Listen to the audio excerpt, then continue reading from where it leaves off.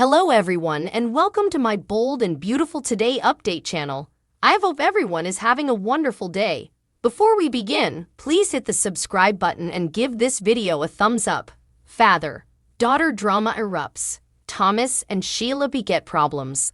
The bold and the beautiful spoilers update for Monday, November 27, reveals that Ridge Forrester will feel like it's time to face Data and accept what he can't change. It's been hard for Ridge to come to grips with Eric Forrester's imminent end, but he'll know he has to find some way to prepare for the loss. Of course, nothing could ever truly be ready in a situation like the one Ridge is facing. Indeed so, Ridge will reach the point of full acceptance and understand that he'll soon be living in a world without his father. While Ridge gets emotional over that consummation, Hope Logan and Deacon Sharp will have quite a showdown. The content of Deacon and Hope's love lives will put them at odds on Monday's tense occasion. Hope doesn't know about Deacon and Sheila Carter's engagement news just yet, but she's formerly angry enough over Deacon's decision to get involved with her at all. B&B spoilers say Hope will rip into Cleric and formally again push him to cut Sheila loose, but Deacon will refuse to abandon the woman he adores. Since Hope is romantically involved with Thomas Forrester, Deacon will feel like his son should be a little further understanding about controversial mates. Cleric won't agree with Hope's rearmost romantic trap either, so he may admit he thinks she can do a lot better. That said, Deacon might argue that he's willing to put his enterprises away and accept that Hope's in charge of her own particular life. Although Cleric will probably use that strategy to get Hope on board the Sheila train, he may not make important progress. Hope will rush to Thomas' defense and suggest Sheila is in a league of her own when it comes to horrible suckers, so there's much further father-son drama to come. The bold and the beautiful spoilers say Hope and Deacon will struggle to get past the rearmost chain in their relationship, so stick with us for updates on all the conflict. In the design office, Luna was agitated that she would made an print on the Steffi Forrester, Luna's part model. RG figured that Steffi had to like Luna because she was Finn's kinsman, but Luna said it could have worked against her. RG reasoned that Luna's secret advantage had been that Steffi had seen how important Luna was to him, invited Luna to lunch, but she said she had plans to meet her mama. As Luna prepared to head out to meet Poppy, RG prompted Luna to spend as important time with her mama as possible. Luna recalled that her musketeers had wished their mothers were as bright as hers. Luna guessed she could have served from further structure, but she loved how free-spirited her mama was. At Il Giardino, Sheila discovered Bill at one of her tables. She was surprised to see him, since everyone differently had been blacking the eatery because of her. Bill replied that he was not there to eat. He was there to put Sheila on notice to stay down from us, especially Steffi and Finn. Sheila asked if Bill should be off crushing the little people. "What do you suppose I am doing then?" Bill asked. Sheila fooled that she was still standing. She asked why Bill was invested in her relationship with Finn. Claiming not to watch about that, Bill replied that he was there on behalf of his granddaughter Kelly. Sheila reminded Bill that she would save Kelly's life. Bill scarfed, wondering if Sheila had allured Kelly into the ocean with delicacy.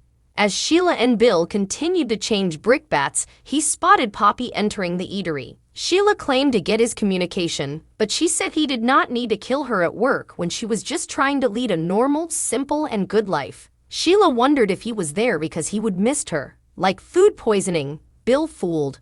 Bringing up Deacon, Bill said he did not know how any man could be with her. She replied that she and Deacon were taking it laggardly, but she was happy. She figured it bothered Bill, especially since effects had not worked out with Bill and Katie. Sheila advised Bill to view it as a blessing and a positive time to put himself back out there. Bill watched Luna arrive and hail Poppy. As Sheila explained how helpful her relationship with Cleric had been for her, she noticed that Bill was not hearkening. She glanced at Poppy's table and noted that he could not help himself from gaping when he saw a beautiful woman. Deciding to return to work, Sheila asked him to let her know if he demanded anything. He fooled that he demanded her to get out of city and stay down from his family. Sheila smiled and paraded off. At Poppy's table, Luna told her mama how nice regale at Finn's house had been and how nervous she would been to meet Steffi. Luna said there was nothing arrogant about the fashion icon, and Luna respected how loving and close the Forresters were. "Unlike our family?" Poppy asked. Luna said she had not meant it like that. She noted that she had not been raised in a community, and it had always been just the two of them. She felt that RG was lucky. Latterly, Luna continued to talk about the regale at Finn's. Luna said her connection to Finn was there and as strong as ever. Luna added that it was a shame that Lai had tried to keep them piecemeal. Poppy wished it could have been different, but Lai's personality drove people down. Bill approached, saying he would notice Poppy from across the eatery. She sounded familiar to him, and he wondered if they knew each other. In Eric's office, Ridge took a meeting with Zend and figured he knew why Zend had wanted to see him. Zend explained that he understood why hope for the future was being benched due to Eric's line, but Zend did not understand why he would been benched in favor of RJ. Zend felt as if he was being forgotten, but Ridge replied that Zendi was an important part of the HFTF platoon. A line we are not indeed posting on right now. Zend refocused out and said that when they did post, he reported to Thomas, Ridge's son. Zend wondered if he would been considered to work with Eric or if RG had been chosen because he was Ridge's son. Zend was worried because he felt that he would been passed over despite his gift and drive. Ridge tried to give Zend a line about the assiduity, but Zendi asserted that he would grown up in the assiduity with successful and talented contrivers for parents.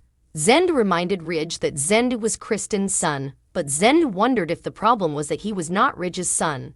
Zend said it felt as if Ridge would push away all other family members so that his kiddies could shine. Zend asked why RG, not Zend, was working with Eric. Ridge sobbed, hearing the grave words about his father's condition echoing in his head. Zend did not get why Ridge had picked RJ, who had so little design experience. Ridge asserted that he had not done it. Eric had, and everything was being handled just as Eric wanted. Zend said that ever since Zend had picked up a pencil times back, Eric had been one of his biggest sympathizers. Zend did not buy that Eric would choose to work with RG rather of Zend. Zend wondered if Ridge had talked Eric into giving RG a coucher line. Ridge claimed that he had not picked RJ. Eric had. From the doorway, RG entered, saying it was true, was sure it sounded strange. Zend declared that it was beyond strange. It was obnoxious. Zend said HFTF had been back. Bernard, but effects like that happened. His problem was that he was a developer in the establishment, but RG wasn't.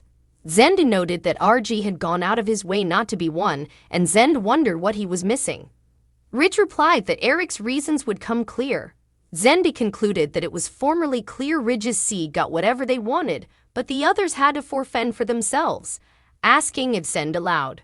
Thomas liked the state of effects. Ridge yelled that he would lost the competition, and it was the world they lived in. Ridge said they'd support Eric in pushing his line, indeed those who felt slighted. Zend argued that it was not about feeling slighted. It was about being passed over for someone who preferred posting content and had not been a bit interested in the art of fashion. Zend figured they were passing the arsonist down to the besmirred one, the only son of Brooke and Ridge Forrester. Ridge claimed that it was not about him propping up his kiddies.